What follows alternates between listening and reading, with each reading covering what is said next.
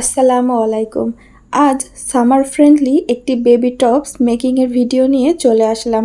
এটার জন্য আমি প্রিন্টেড এবং এক কালারের কাপড় ব্যবহার করব।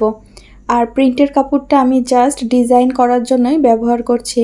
এখানে আমি টোটাল লেন্থের সাথে সেলাই মার্জিন অ্যাড করে 19 ইঞ্চি কাপড় নিব এবং আমি এই টপসের হাতার অংশটি একদম চিকন রাখবো। এই জন্য আমি 4 ইঞ্চি উপর দিকে বাদ দিয়েই মেজারমেন্টটি করব। তো এখানে আমি কাঁধ 5 ইঞ্চি নিচ্ছি এবং উপরে খেয়াল করুন আমি 4 ইঞ্চি বাদ রাখছি, অর্থাৎ ওইখানে আমি কাপড়ের ফিতা অ্যাটাচ করব। এখন উপরের গলার মাপ অনুযায়ী আমি এখানে গলার মাপ 4 ইঞ্চি দেব, এই জন্য কিন্তু 4 ইঞ্চি বাদ রাখলাম এবং নিচে আমি আরও 2 ইঞ্চি এক্সট্রা রাখলাম আমাদের বগলের মাপটির জন্য। তো এখানে দেখুন গলার চওড়া আমি 2 ইঞ্চি নিচ্ছি এবং পাশে আমি 1.5 ইঞ্চি এক্সট্রা রাখছি, অর্থাৎ আমাদের ফিতার চওড়াটা 1.5 ইঞ্চি হবে এই কারণে। এখন আমি বগলের সেই দাগ অনুযায়ী আমাদের এই কাঁধের যেখানে ফিতা অ্যাটাচ করব সেই বরাবর আমি কোনা করে দাগটি দিয়ে দিয়েছি। এখন জাস্ট একটু ফ্রি মাপটা অনুযায়ী আমি দাগটা দিয়ে দিচ্ছি, যেহেতু এটা একটু টপস হবে।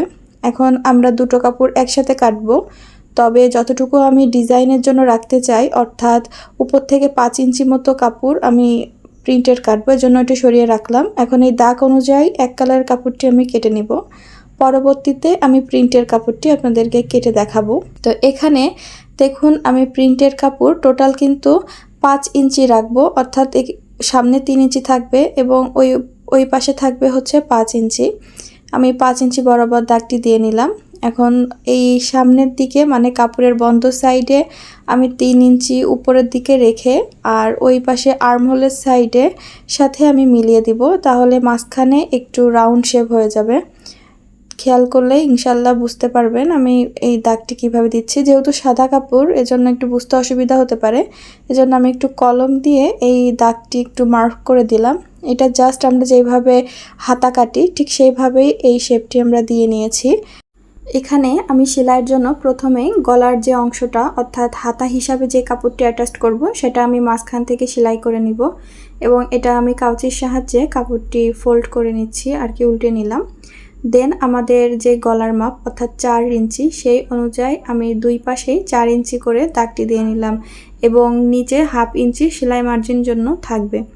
এখন খেয়াল করুন আমি এক কালারের উল্টো সাইডের সাথে আমাদের প্রিন্টের সোজা সাইড মিল রেখেছি। যেহেতু এই কাপড়টি আমি অপর সাইডে কাপড়ে উল্টে দেব, এজন্য আমি কিন্তু উল্টো পাশের সাথে আমি সদর পাশটি রেখেছি। এখন এটা সেলাই করার সময় আমি যে গলার জন্য যে ফিতাটি তৈরি করেছিলাম সেটা আমি কাপড়ের মধ্য দিয়ে ঢুকিয়ে দিব এবং এই জায়গাটা সেলাইয়ের সময় আপনি একটু ভালো করে ডাবল স্টিচ দিবেন, যাতে বাচ্চারা পরার সময় টানাটানি করলেও কাপড়টি এর সাথে থেকে আলাদা না হয়ে যায়। একইভাবে আমি দুই পাশেই সেলাইটি করে নিব এবং এক চাপ বরাবর আমি সেলাই মার্জিন রেখেই কিন্তু সেলাইটি করে নিয়েছি। দেন আমি এই কাপড়টি সাইড থেকে হালকা কাটস বসাবো, যেহেতু বগলের সাইডে আমরা রাউন্ড শেপ করেছি এই জন্য, যাতে ফোল্ডের সময় কোনো অসুবিধা না হয়। দেন দেখুন আমি এটা সোজা পাশে কিন্তু কাপড়টি ফোল্ড করে নিয়েছি। এখন প্রিন্টের কাপড়ে নিচের দিক থেকে আমি লেস বসাবো এবং লেস বসানোর সময় নিচের কাপড়ে আমি 1/2 ইঞ্চি মতো উল্টে নিব। এখন এই লেসটি বসানোর ক্ষেত্রে দেখুন যেই সাইডে আমাদের রাউন্ড শেপ সেখানে কিন্তু উল্টাতে অসুবিধা হচ্ছে, এজন্য আমি হালকা করে একটু কাটস বসিয়ে নিলাম যাতে খুব ইজিলি কাপড়টি আমরা ফোল্ড করতে পারি। কারণ আমরা খেয়াল করেছিলেন কাপড়টি কাটার সময় কিন্তু রাউন্ড করে কেটেছিলাম, মাঝের দিকে রাউন্ড থাকবে। এখন সেমভাবেই দুই পাশেই কাপড়টি কেটে ভিতর দিকে লেসটি রাখবো এবং লেসের শুধুমাত্র বাইরের অংশটুকুই আর কি ফুলের অংশটুকুই বাইরে থাকবে এবং সাদা অংশটি আমরা ভিতরে রেখেই সেলাইটি করে নিব।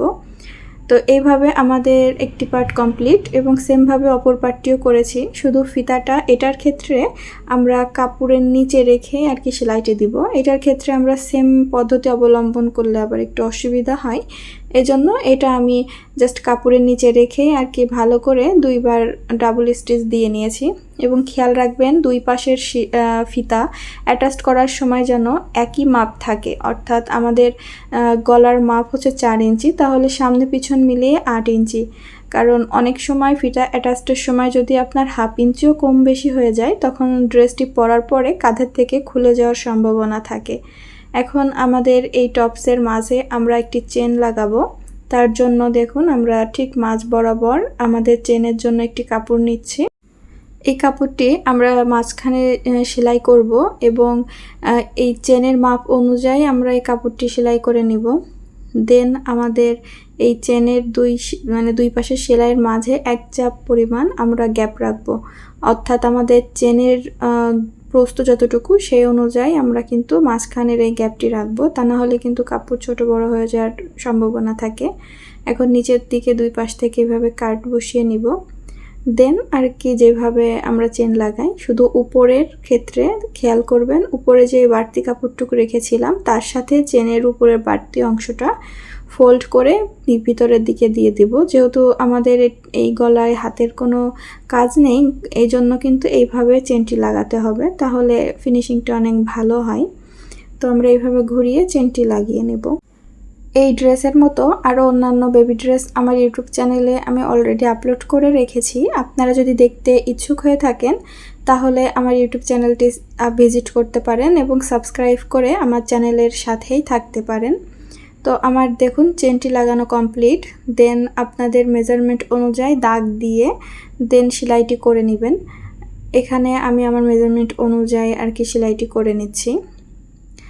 তো আমার ইউটিউব চ্যানেলে আমি 3 ধরনের ভিডিও আপলোড করি: hand painting, hand embroidery and dress making. তো আপনি যেই বিষয়ের অডিয়েন্স হয়ে থাকেন না কেন, আপনি সেই প্লেলিস্টটি ফলো করলে ইনশাল্লাহ নিরাশ হবেন না। সেখানে আমি বিভিন্ন ধরনের ভিডিও আপলোড করেছি। তো আশা করি আপনাদের ভিডিওটি পছন্দ হয়েছে।